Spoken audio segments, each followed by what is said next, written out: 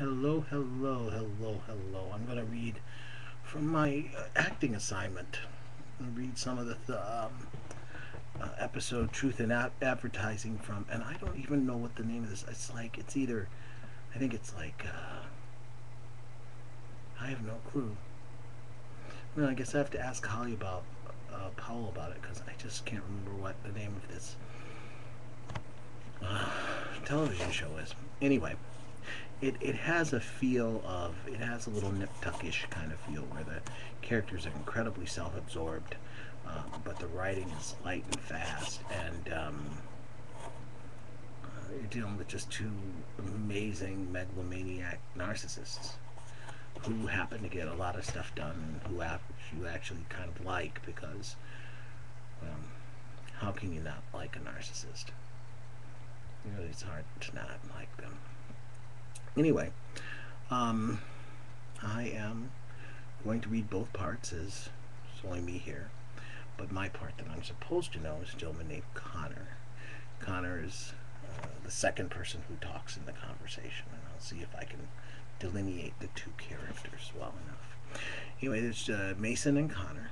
They've been partners for 7 years. They're right now in the RG&M hallway, which is an advertising firm hallway of which they are partners, and it's outside of Connor's office. And Mason pokes his head in. The office looks empty, but then Mason looks down at the couch just inside the door, and Connor is stretched out on it. Mason starts. So you got my message? I tried to call you last night. Where were you? On a plane. I took the red eye. I said, take the next flight. I couldn't get an upgrade. He notices Ames' chair. Did you steal Will's chair? No. Well, we gotta get to work. Dude, I can't work right now. Not with all this. I keep thinking about Will. Do you realize that the last thing he saw before he died was the Pillsbury Doughboy? Perhaps the ceiling tiles. Does that have asbestos? Oh God, I can't breathe. Yes, it totally sucks, but the T-Mobile meeting is tomorrow. No, Gordon bought us a couple of days. Gordon? You didn't call me. Besides, why do you care when the meeting is? The guy who wanted to fire you is out of the way. Oh, that's right. I wanted Will to die. You need a Starbucks. No, coffee. I don't drink coffee anymore. Since when? This morning. I gave it up. Cold turkey. Do you know how much caffeine Will Hoffman put in his body? You should switch too. Seriously, Mason. No more caffeine, man. Promise me you'll quit. I don't know what I'd do if you died on me too. How long have we been together? 7 years? You're not just my partner. You're my best friend. You're like my brother. Oh, my brother's a tool. Just promise me you'll give up coffee. I've never been healthier. Promise! How about if I do half calf? Good. Okay. Alright, let's do a little work. But let me take a little nappy right now. I got the caffeine headache withdrawal, and we'll get together after lunch. Okay, that's one scene. Scene a dos. It's the interior of the RG&M hallway. It's 26th floor. It's nighttime. Connor, his face is bruised. He's a bit unsteady on his feet. He walks down the hall. He stops at Will Hoffman's office and he looks inside. We now have the look in Will Hoffman's, the dead guy's office. It's a continuous shot. Mason's rifling through the fire drawers and cabinets looking at old T-Mobile storyboards. Obviously he wants to steal something. Connor's watching, and then he says,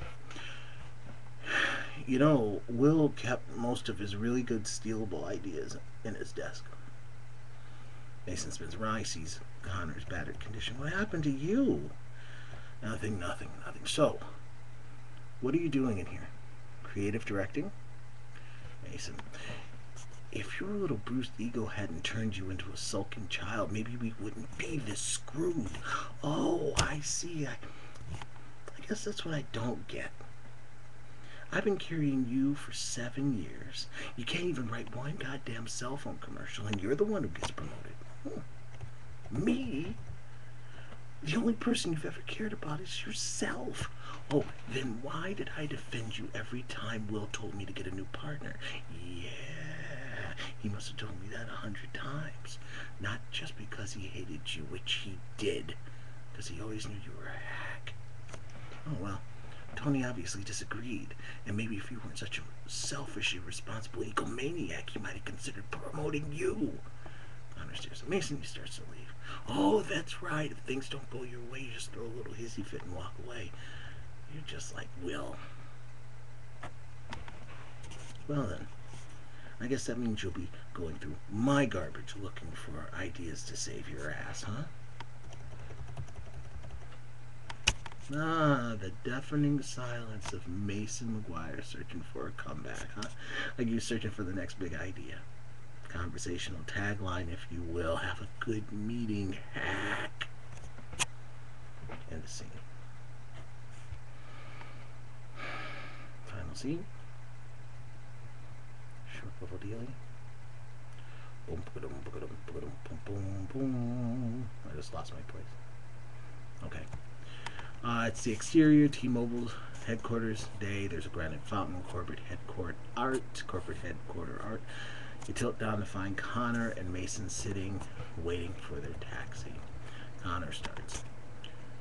You only presented one campaign to a client who never buys the record. You totally set Cochran up. See, that's why you got a promotion. Yeah, I told Tony to promote us both. Well, he didn't, which is fine. But you have to promise me we're still going to be partners. Not just on paper. I mean, the two of us sitting in the office coming up with ideas.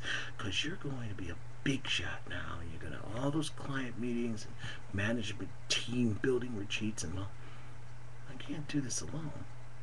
And I don't want to do it with someone else. I'm a better writer when I know you're going to be reading it. I'm funnier. Can't explain it. It's just, you get me. We got kissing out. If you promise we'll still be partners. I thought you said I was a hack. No, I didn't. No. So what did you sell in there? They liked my line, didn't they? Yeah, they liked your line. So we're shooting the next Spartacus. No, actually, I had an idea. Yeah, but they like my line, right? Let's see.